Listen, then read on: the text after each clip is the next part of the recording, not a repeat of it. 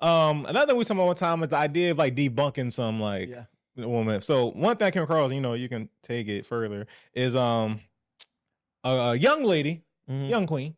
She said, hot take, men are the true lovers. They love a woman for who she is, not for what she has. Can't say the same for my gender. That's what a woman said. They said, who the true lovers? Men. Men are the true lovers. They love a woman for who she is, not for what she has. Can't say a name for my gender or whatever. So, you know, oftentimes women are the ones saying, like, you know, they're the ones emotional. They'll pour into the man. You know, they'll go further. Men don't, you know, shit like that, whatever. But when a man really loves, they love. So, you know, tell me more, sir. Is that a debunk? Is that like a myth that, you know, women are the true lovers? No, I don't think they're the true lovers. Okay. I think first and foremost, man, I would definitely encourage our ladies to love themselves. I think that's the main key factor, because you can't love nothing if you don't love yourself. If you look in the mirror and you see things about yourself you want to change, that's a clear indicator that you don't love yourself. And when you see things about yourself you want to change, what's to stop you from seeing things about me that you want to change, and seeing things about your kid that you want to change, and seeing things about your living space that you want to change, and seeing things about your friends that you want to change? It's so much change because there's uncomfort where you're not settled at within self. You got to become content with self. So in order for them to be able to properly love us for who we are, they have to love themselves for who they are.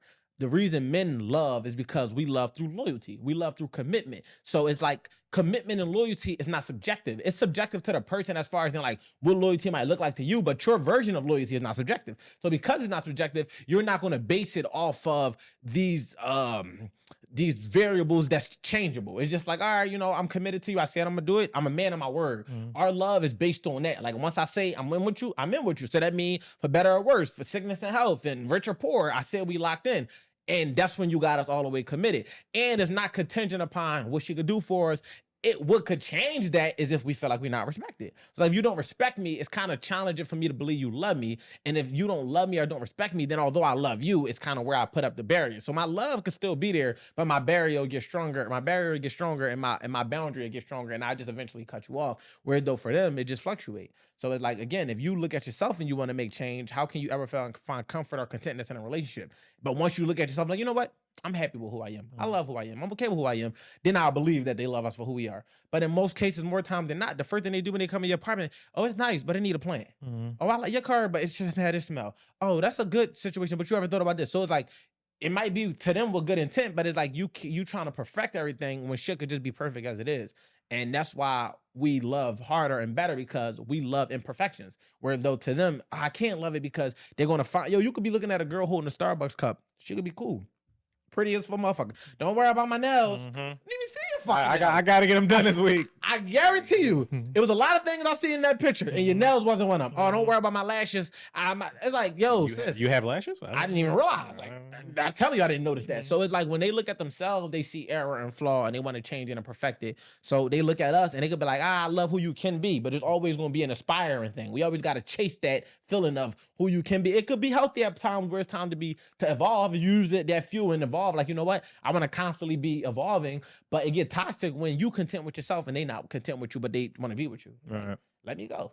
Another thing we discussed before is, you know, we were saying we had a difference of opinion about falling in love, being in love versus love. Oh yeah. And, you know, maybe the thing where you just talking about just now, like, you know, I can love you and respect you, but if I have to put a barrier, maybe the love, would you going to say that the love will eventually fade? I'm not sure. I mean, so as a man, I could love someone or something forever, but how I express it could change. Okay. I agree with that. I think once love is activated, I suppose, whatever, or stumbled upon, I believe the love is eternal. Yeah. Even it could be friends you outgrew. It's like, for sure, I always love you. It's like it's like you would have to do something for me to be like, oh yeah, I just don't even fuck with you. And even at the bottom of it, it's still based on the fact that I might still have some love for you. Right. Now I will say, I did, finish a book called All About Love, and they had a different philosophy, and they were saying, no, like cause my thing before is like, again, like there's certain toxic love and relationships, whatever, where of course I don't condone certain shit, but I've always kind of looked at it as like, no, like, because people got fucked up upbringings and fucked up trauma and shit like that, whatever, how they go about their love can be wrong and fucked up, but I don't think that means they still don't love that person. I think express it differently. Right. That's how I looked at it. But that book and other people were saying this to me, I have different conversations, like, no, like, hate and love can't exist. Like disdain and love and pain, like these things can't exist with each other. It's truly not love. It's something. They had a whole other word to it. Actually, that was interesting. I forgot the word, but it's like, no, that's actually not love. If there's pain there, that's not love. So I don't know if you had any. No, I actually disagree with that. Okay.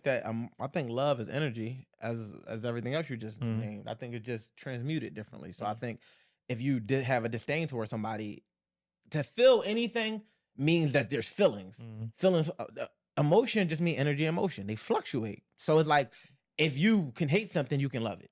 If you can have disdain, you can have admiration. So understanding the different variables is just how do we change it, right? Because it could have been times when I never liked that song. Be like, yo, you know what? That shit grew on me. It's no different with people. They can grow on you. It's just about, are you going to open up your perspective to allow that? See, because when you change the way you look at things, the things you look at change, right? So it's like, if I look at everything that's wrong about you, it's like, this nigga chew this, he think he that. But if I turn around and flip it and look at everything that's right about you, or, you know, just like that I can appreciate or respect about you, that changes my perspective on you, which allows for me to look at you in a different light.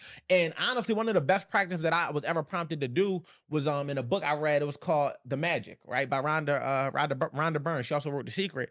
And she was basically like, take a situation that you feel like is just like, let's just say cringeworthy, whatever word she used, but I'm gonna say cringeworthy. It's like, when I think about that situation, or this person is just, and write down 10 things that you appreciate about it. Nigga, by the time I got to 10, it took me like 2 hours. By the time I got to 10 for certain situations, I couldn't even be mad no more.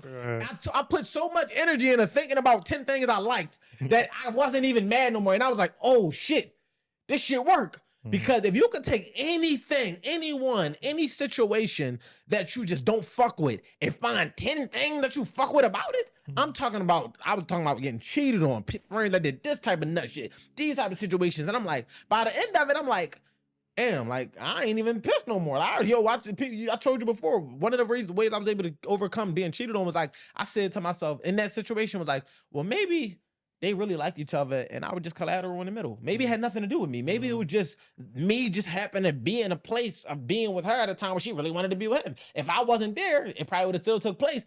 I just was the collateral effect. You know what? Because I read the 4 agreements, I won't even take it personal no more. It's not because of what I did do. It's not because of what I didn't do. It's not because this person was this or that and I wasn't this or that. It was just simply because they might have just been into each other and I might have just been in the way of it. And now I'm out the way. So it don't matter to me no more. And my perspective can only grow to that after being prompted. So I feel like, yeah, you can express love differently, and love can also have all of those other emotions associated with it. Does that mean that if the purest love, it's like, I don't believe love to be toxic. Like, I think people misconstrue that. They think, oh, when you cursing somebody out, it's because you love them. Or I don't think you got to express it in that type of way. I think that you can start off with a disdain towards something and then love it though, which is the opposite of just feeling like, oh, I love you, so I'm gonna treat you like shit. Nah, I don't believe that. That's like some toxic shit. I don't buy into that. But it's like, I once didn't fuck with you, but I did feel something, but it just wasn't pleasant. And now I actually feel pleasant about you. I think that could be transmuted all day and tomorrow. Yeah, so to that point, on a long time ago with the episodes, I spoke when I got cheated on. And so when I think about situations, she put it back in. She did. So put it back in. So when I think about situations like when I got cheated on, when I've lost jobs or anything like that, I definitely think that's a dope mental device exercise to use. Of like, you can write down 10 or whatever. Like, it could take 3. Like, you know what? Fair. Yeah, like, once you get to 3 positive things, it's all perspective. I think it should be 10. Why? Because you can get to 3. No, I'm saying even for some situations, it may only take 3. Oh, yeah. But yeah, of course, strive for 10, why not? But the 10 is like, shit. It's like probably undeniable at that point, or whatever. But yeah,